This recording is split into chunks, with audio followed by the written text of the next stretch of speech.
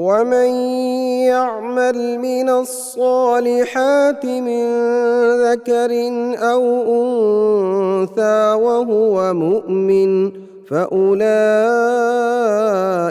يدخلون الجنة ولا يظلمون نقيرا۔ بسم اللہ الرحمن الرحیم۔ محترم ناظرین، السلام علیکم ورحمۃ اللہ وبرکاتہ۔ ایک منفرد سیریز نیکی کی راہیں کے ساتھ آپ کا میزبان حافظ زین العابدین علوی حاضر خدمت ہے، اور آج کا ہمارا ٹاپک ہے عیادت اور تیمارداری۔ اس کے حوالے سے ہم جانیں گے کہ اسلامک پوائنٹ آف ویو سے اس کی کیا اہمیت ہے۔ آئیے اس حوالے سے جاننے کے لیے ہم آپ کو اپنے معزز مہمان کی طرف لے کے چلتے ہیں۔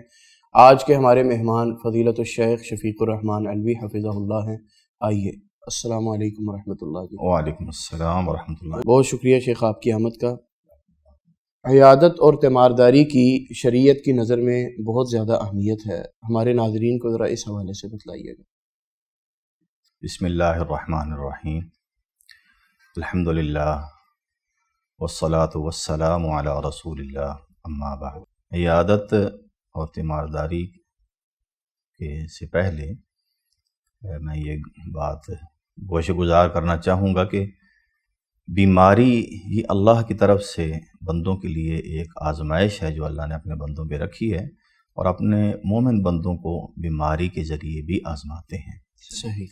جس طرح اور دیگر ایسی چیزیں جو انسانی طبیعت کے لیے ناگوار ہوتی ہیں اور انسان مومن کی آزمائش ہوتی ہے، اسی طرح بیماری کے ذریعے بھی اللہ تعالیٰ اپنے مومن بندوں کو آزماتے ہیں کہ وہ صبر کرتے ہیں یا اس کے اوپر وہ ناپسندیدگی دکھاتے ہیں، یا ان کے دل کے اندر کہ اللہ نے مجھے بیمار کیوں کیا، اس طرح کی۔ تو ظاہر بات ہے کہ ایمان کا تقاضا تو یہی ہے کہ اللہ کے ان فیصلوں پہ بندہ سر تسلیم خم کرے اور خوشی سے اللہ کے ان فیصلوں کو قبول کرے، اور یہ اللہ کے حکم سے ہی آتی ہے اور اللہ کے حکم سے ہی جاتی ہے۔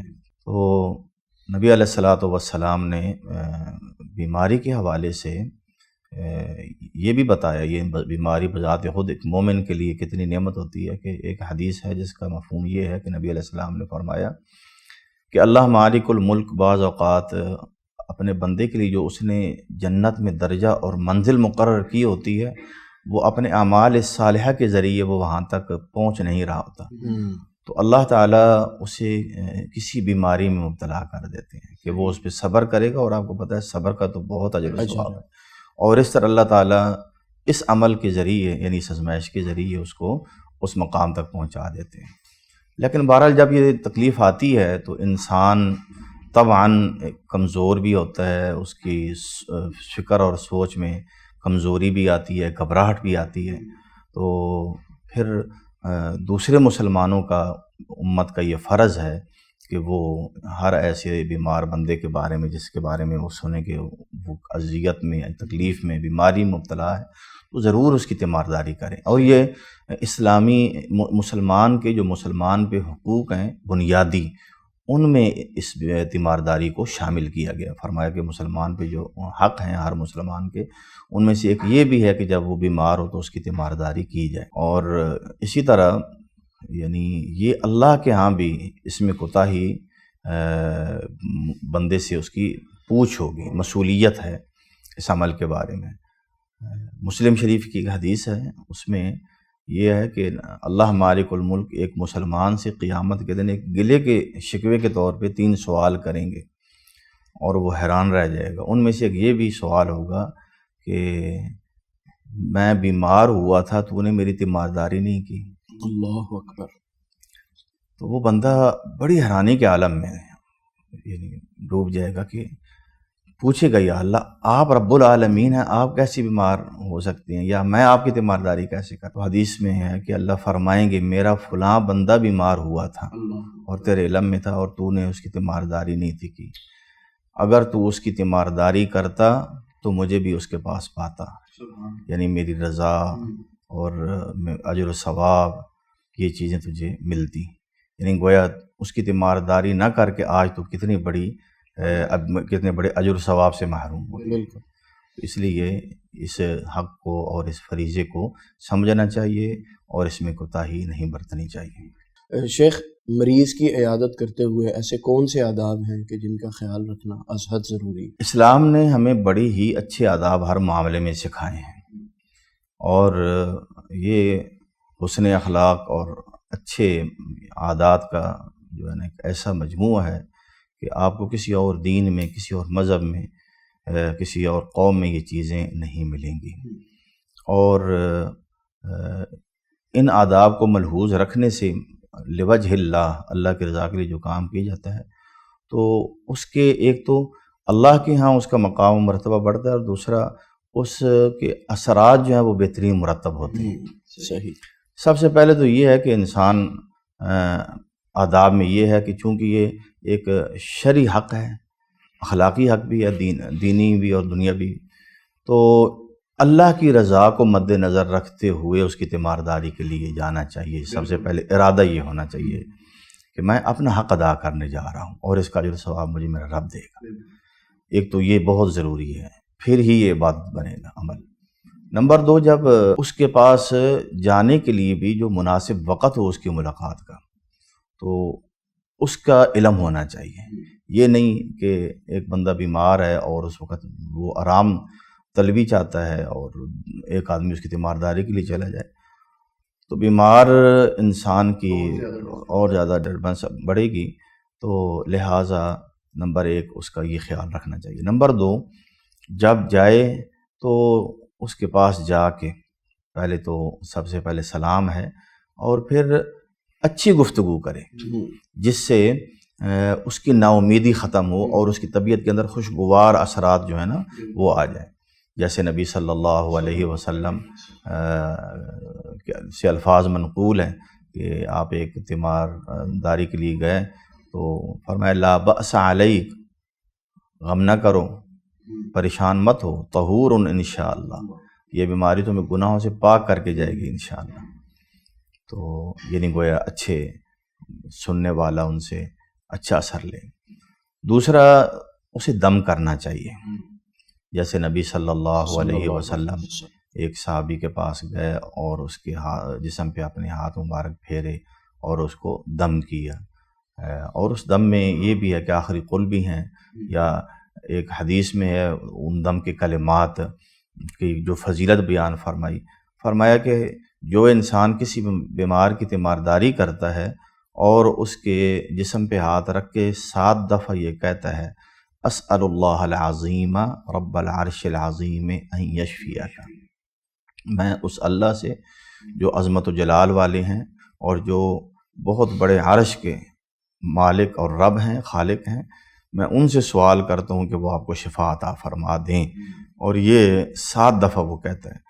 اللہ کے نبی نے فرمایا کہ اگر اس کی موت کا وقت نہیں آ گیا، کیونکہ موت تو کسی صورت مؤخر نہیں سکتی، وہ بیماری سے ضرور شفا یاب ہو جائے گا انشاءاللہ اللہ کے حکم سے۔ تیسرا یہ ہے کہ مختصر وقت رکھنا چاہیے، الا یہ کہ مریض یہ چاہے، اس کی یہ تمنا ہو کہ یہ بندہ میرے پاس بیٹھے۔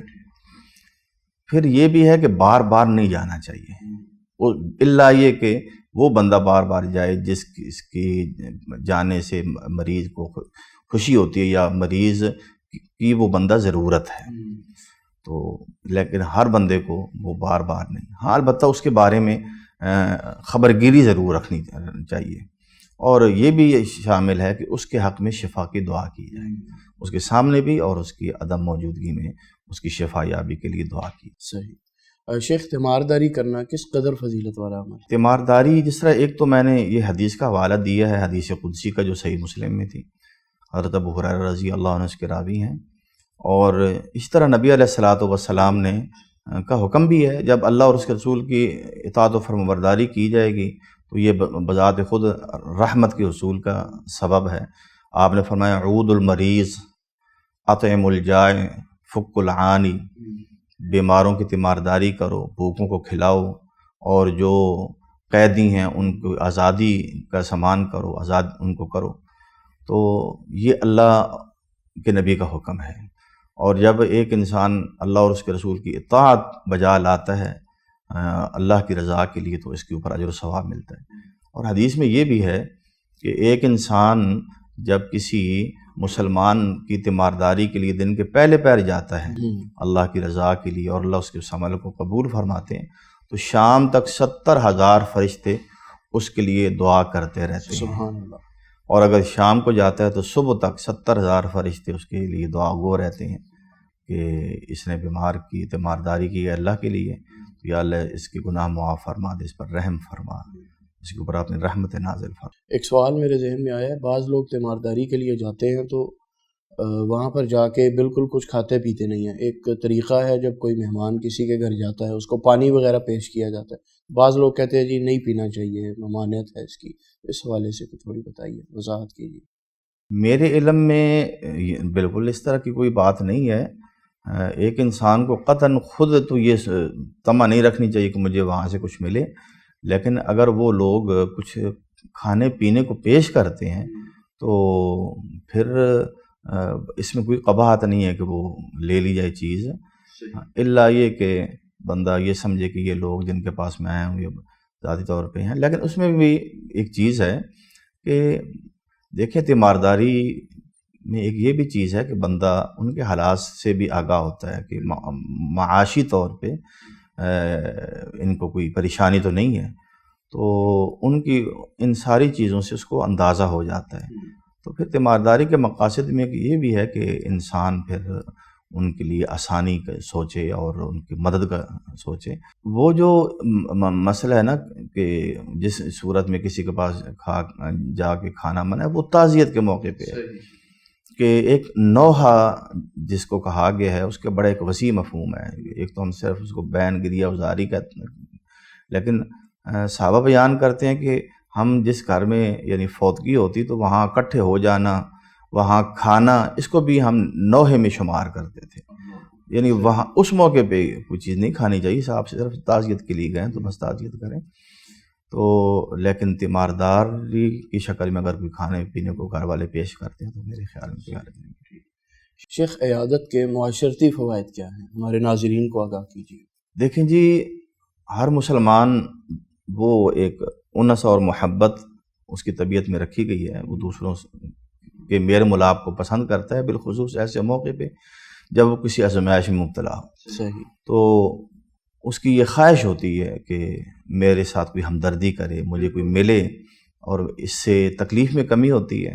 دوسرا، دل میں تیمارداری کرنے والے کی قدر و منزلت بڑھتی ہے. تیمارداری کرنے والے کے دل میں بھی ہمدردی کے جذبات اٹھتے ہیں تو وہ یہ عمل کرتا ہے. تو اس طرح جو اسلام کا مسلمانوں کے درمیان ایک محبت اور الفت کا بنیادی ایک مقصد ہے، تو یہ تیمارداری سے یہ تعلقات جو ہے نا وہ پروان چڑھتے ہیں اچھے، اور اللہ کی رضا بھی حاصل ہوتی ہے اور اللہ کی رحمتیں بھی حاصل ہوتی ہیں.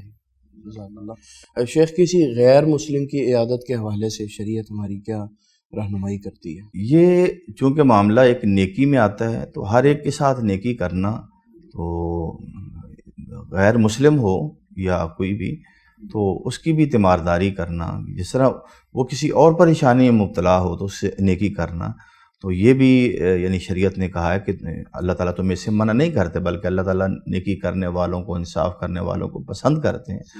تو بیماری کی شکل میں بھی یعنی اس کی عیادت کرنا اور تیمارداری کرنا بھی تو نیکی میں آتا ہے. اور بالخصوص ایسے موقع پہ جب آپ جائیں گے اس کے پاس تو اس کا دل نہ صرف آپ کی ذات سے بلکہ آپ کے نظریے اور مذہب کے حوالے سے بھی نرم پڑ سکتا ہے، اور وہ ایک بہترین موقع ہوتا ہے دعوت دینے کا بھی. جیسے نبی صلی اللہ علیہ وسلم نے ایک یہودی بچے کی تیمارداری کی جو آپ کی خدمت کیا کرتا تھا، تو وہ بیمار ہوا. اللہ کے نبی علیہ السلام کو جب پتہ چلا اس کی تیمارداری کے لیے بھی گئے، اور پھر آپ نے اسے دعوت بھی دی کہ تم کلمہ پڑھ لو، اللہ کی وحدانیت کو مانو اور میری نبوت و رسالت پر ایمان لاؤ، دین اسلام میں آ جاؤ. تو اس نے اپنے والد کی طرف دیکھا جو سرانے کھڑا تھا، تو اس نے یہی کہا اتے ابو القاسم، کہ ابو القاسم کی آپ کی جو کنیت تھی ان کی بات مان لو. یعنی اسے پتہ تھا کہ یہ اللہ کے سچے نبی ہیں اور پر ایمان لانا ہی دنیا اور آخرت کی کامیابی کا جو یہ ضمانت ہے. تو وہ مسلمان ہو گیا، اور پھر اللہ کے نبی یہ فرماتے ہوئے وہاں سے نکلے، الحمدللہ الذی انقذہ بی من النار، میں اللہ کا شکر بجا لیتا ہوں جس نے اس جان کو میری وجہ سے، میرے یہاں آنے پہ اور دعوت دینے کی برکت سے جہنم سے بچا دیے۔ تو غیر مسلم کی بھی تیمارداری کرنا بہترین عمل ہے۔ اب جزاک اللہ خیر شیخ آپ کے قیمتی وقت کے لیے۔ معزز ناظرین، آپ نے ابھی سنا تیمارداری اور عیادت کے حوالے سے کہ اس کے کیا شرعی احکامات ہیں اور اس کے کیا فوائد ہوتے ہیں معاشرے میں۔ تو پروگرام کا وقت ختم ہوا چاہتا ہے، آپ سے ملاقات ہوتی ہے کل ایک نئے پروگرام کے ساتھ۔ اجازت دیجیے، اللہ حافظ۔ ومن يعمل من الصالحات من ذكر أو أنثى وهو مؤمن فأولئك يدخلون الجنة ولا يظلمون نقيرا۔